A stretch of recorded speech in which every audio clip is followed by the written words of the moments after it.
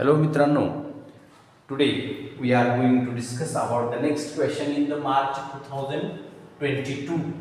The question number 11. Section बी मधून मध्येच आपण चाललेलं आहे बघा. तर क्वेश्चन आहे सॉल्व द डिफरन्शियल इक्वेशन. हा क्वेश्चन जो आहे तो डिफरन्शियल इक्वेशन म्हणून आफ्टर इंटिग्रेशन जो चॅप्टर आहे त्याच्यामधला आहे.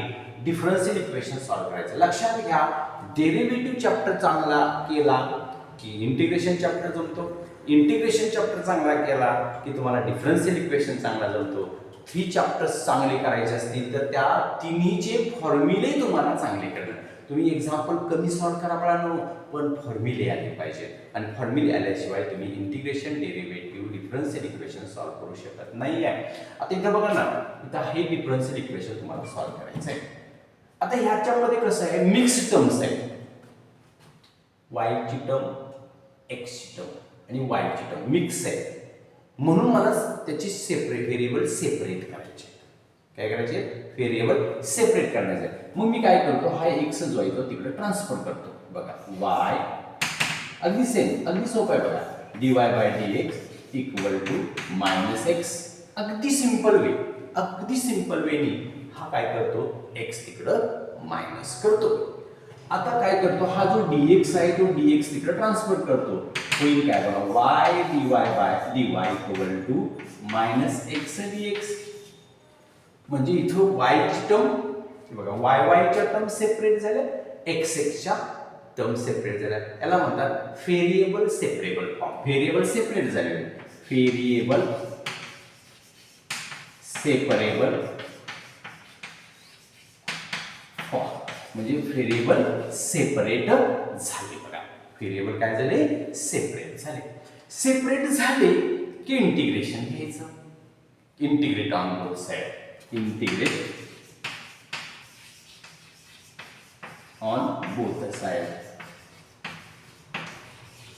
That's integration घेऊया. y dy equal to minus बाहेर टाकू x dx. इंटिग्रेशन लक्षात घ्या, व्हेरिएबल डिफरन्शियल इक्वेशन मध्ये व्हेरिएबल सेपरेट करणे आणि व्हेरिएबल सेपरेट केल्यानंतर डिफरन्शिएशन घेणे, हे काम आपण करायचं आहे. आता बघा, एक्स नुसता एक्स असेल तर आपण काय करतो, इथला जो व्हेरिएबल आहे इथला जो नंबर आहे n सपोज करतो आणि याच्यात प्लस 1 करतो, तेच डिवाइड करतो. म्हणजे वाय स्क्वेअर बाय 2 हे त्याचं इंटिग्रेशन. 1 प्लस 1 वाय स्क्वेअर कसाला 1 प्लस 1 बाय 1 प्लस 1 मायनस इथे कसं एक्स स्क्वेअर बाय 2 आणि प्लस सी हा कॉन्स्टंट हा राहतोच. लक्षात घ्या, कॉन्स्टंट हा इनडेफिनेट इंटिग्रेशन मध्ये कॉन्स्टंट सी असतो. मागच्या एक्झाम्पल मागच्या व्हिडिओमध्ये बघितलं की कॉन्स्टंट नाही दिला कारण तो डेफिनेट इंटिग्रेशन होता. आता आपण काय करूया, ही इकडे ट्रान्सफर करू. Y square divide by 2 plus x square divide by 2 equal to C. आणि हे आपण काय करू शकतो, 2 सेम आहे, x square plus y square divided by 2 equal to C. आणि 2 तिकडे ट्रान्सफर करू शकतो, x square plus y square equal to 2c. आणि मग 2c म्हणजे constant, that is x square plus y square equal to C is general solution. त्याला काय म्हणतात, जनरल सोल्युशन. त्याला हे जे झालं सोल्युशन कसं झालं, जनरल सोल्युशन झालं. आणि यात जर एक्स आणि वायच्या व्हॅल्यू जर दिल्या तर सी ची व्हॅल्यू काढून पुन्हा पर्टिक्युलर सोल्युशन काढायचं असतं. याच्यातच तो पुढचा पार्ट आहे, particular solution is general solution. General solution of equation. या इक्वेशनचं हे जनरल सोल्युशन तयार झालं. बघा किती सोपं, 2 मार्क सहज मिळून जातात. काय केलं आपण, फक्त सेपरेट व्हेरिएबल्स केले. हा एक्स जो आहे तिकडे ट्रान्सफर केला मायनस, हा dx इकडे ट्रान्सफर केला dx. व्हेरिएबल सेपरेट फॉर्म झाला, सेपरेट इंटिग्रेशन घेतलं. Y square by 2 x square by 2 पुन्हा हे उजवीकडे घेतलं, डिनॉमिनेटर सेमच आहे, x square plus y square व्यवस्थित मांडलं, 2 तिकडे ट्रान्सफर केलं टू सी आणि हे त्याचं ॲन्सर. लक्षात आलं का बघा. तर हा जर क्वेश्चन जर तुमच्या लक्षात आला असेल तर आपण पुढच्या क्वेश्चनकडे जाणार आहोत. Question number 12. क्वेश्चन नंबर 12 कडे आपण जाणार आहोत. तर क्वेश्चन आहे काय बघा, question number 12.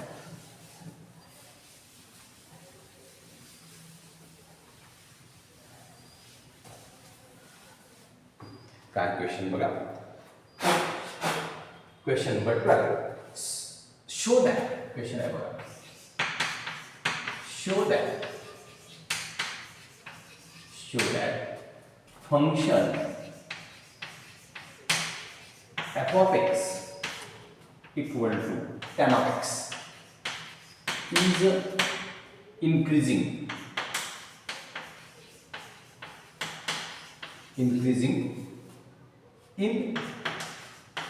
0 to pi by 2 हा इंटरवल दिलेला आहे. त्या 0 to pi by 2 या इंटरवलला हे इन्क्रीजिंग आहे हे आपल्याला शो करायचं आहे.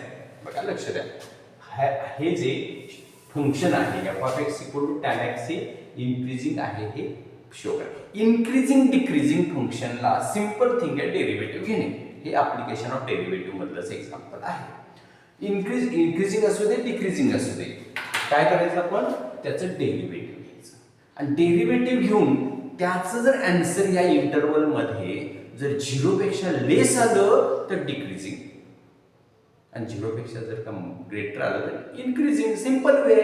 आणि 0 पेक्षा मोठं याचा अर्थ पॉझिटिव्ह, 0 पेक्षा ग्रेटर याचा अर्थ पॉझिटिव्ह आणि 0 पेक्षा लेस याचा अर्थ निगेटिव्ह. बघूया आपण. तर आन्सरला सुरुवात करतो.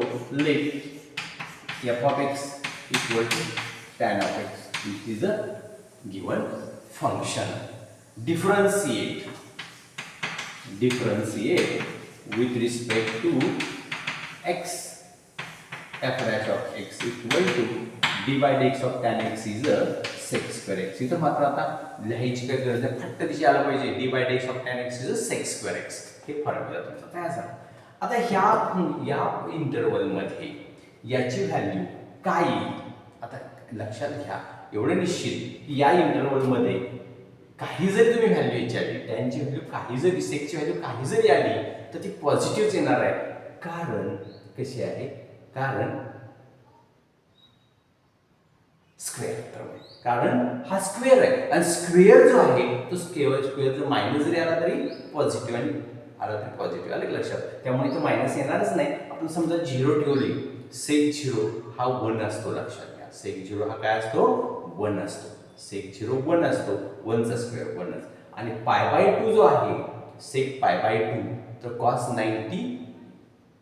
90 जसं सेक cos 90 0 असतो तसं हे. आणि मग हे ग्रेटर दॅन 0 आहे. लक्षात घ्या, ग्रेटर दॅन ऑर इक्वल 0 आहे म्हणजे तो काय आहे, स्ट्रिक्टली इन्क्रीजिंग आहे.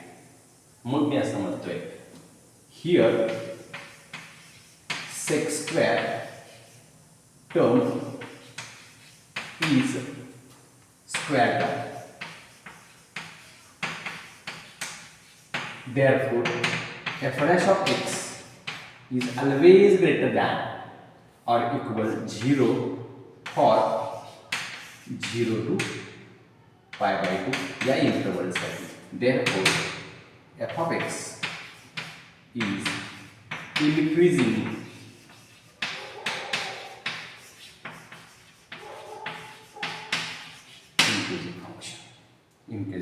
फंक्शन. आता ग्रेटर दॅन ऑर इक्वल 0 का म्हटलं मुलांनो, तर लक्षात घ्या, तर तिथं आपण जर का 0 ठेवला तर 1 येतोय, पाय बाय 2 तर ठेवला तर तो काय होतोय, 0 येतोय. म्हणजे 0 किंवा त्याने स्ट्रिक्टली इन्क्रीजिंग. लक्षात घ्या, स्ट्रिक्टली म्हणजे स्ट्रिक्ट आहे, म्हणजे 0 ही फिक्स व्हॅल्यू येते आणि हे स्ट्रिक्टली इन्क्रीजिंग मध्ये येतं. f of x is increasing. मला फक्त विचारलं इन्क्रीजिंग का डिक्रीजिंग, हाच प्रश्न विचारलेला आहे. लक्षात घ्या, 2 मार्क सहज होऊन जातात. हे स्क्वेअर टर्म असल्यामुळं स्क्वेअर टर्मला, कुठल्याही स्क्वेअर टर्मला तो ग्रेटर दॅन 0 येणार आहे. समजते. स्क्वेअर टर्म निगेटिव्ह जरी आला तर स्क्वेअर टर्म त्याची पॉझिटिव्ह होते. पुढचा क्वेश्चन असा आहे, question 13. For the differential equation of all lines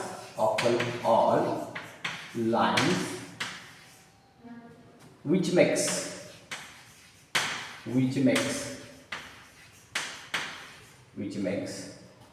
intersect 3 on x axis वर एक्स ॲक्सिसवर 3 इंटरसेप्ट करणाऱ्या सर्व लाईनचे डिफरन्शियल इक्वेशन तयार करा. डिफरन्शियल इक्वेशन मधला हा क्वेश्चन आहे. आता बघा, इंटरसेप्टचा अर्थ पहिला समजून घ्या. इंटरसेप्ट म्हणजे काय हे समजा. आपल्याकडे एक्स आणि वाय ॲक्सिस आहे. हे वाय ॲक्सिस आहे, हा एक्स ॲक्सिस आहे, हा 1 2 3. आता 3 या पॉइंटमधून x on x axis, intercept on x axis, intercept किती आहे 3 ऑन एक्स ॲक्सिस. मग एक्स 3 या ठिकाणातून जाणाऱ्या किती लाईन्स असतील तर नंबर ऑफ लाईन्स, भरपूर लाईन्स, किती माहित नाहीत आपल्याला. आणि या सगळ्या लाईनचं काय आहे इंटरसेप्ट. याचा earth the line passing through the point 3 on x axis. Intercept याचा अर्थ ती लाईन एक्स ॲक्सिसला ज्या पॉइंटमध्ये कट करते त्या लाईनला, त्या पॉइंटला इंटरसेप्ट असे म्हणतात. मग एक्स ॲक्सिसच्या 3 या पॉइंटमधून जाणाऱ्या लाईनचं, मग आता 3 या पॉइंटमध्ये ज्या लाईन जातात त्याचं इक्वेशन आपण डिफरन्शियल इक्वेशन तयार करायचं आहे. क्वेश्चन समजलं का बघा. मग आता मला सांगा 3 या पॉइंटमध्ये असेल तर त्याचा 3 0 हा कोऑर्डिनेट असला पाहिजे. मग एक्स ॲक्सिस मधून जाणाऱ्या लाईनचं आपल्याला इक्वेशन फाइंड करायचं आहे. इंटरसेप्ट काय आहे त्याचा 3 आहे. इंटरसेप्ट काय आहे 3 म्हणजे एक्स ॲक्सिसला काय केले त्यानं तर एक्स ॲक्सिसला 3 मध्ये इंटरसेक्ट केलं. म्हणजे हा तुमचा x1 y1 झाला.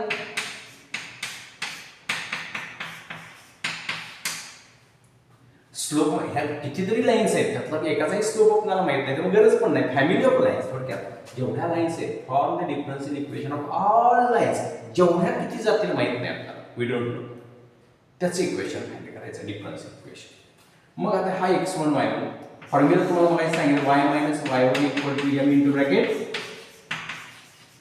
कितीही लाईन्स असू द्या, कुठलीही लाईन असू दे, टँजंट असू दे, नॉर्मल असू दे, याच्यात कितीतरी नंबर ऑफ लाईन्स आहेत. किती आहेत माहित I don't know, infinite lines असू शकतात. तर त्या लाईन्सचं मला काय करायचं इक्वेशन करायचं आहे डिफरन्शियल इक्वेशन. म्हणून मी काय करतो पहिला लाईन्स इक्वेशन काढून घेतो आणि मग हे मिळेल. हे बघा, हे x1 आहे, हा y1 आहे. y minus 0 m you didn't know x minus 3. x1 is 3, y1 is 0. So we have to got y equal to m into bracket x minus 3. आता याचं आपल्याला काय करायचंय डिफरन्शियल इक्वेशन फाइंड करायचं आहे. तर इथं आपल्याला डिफरन्शियल इक्वेशन कसं फाइंड करायचं हे आपण पाहूया.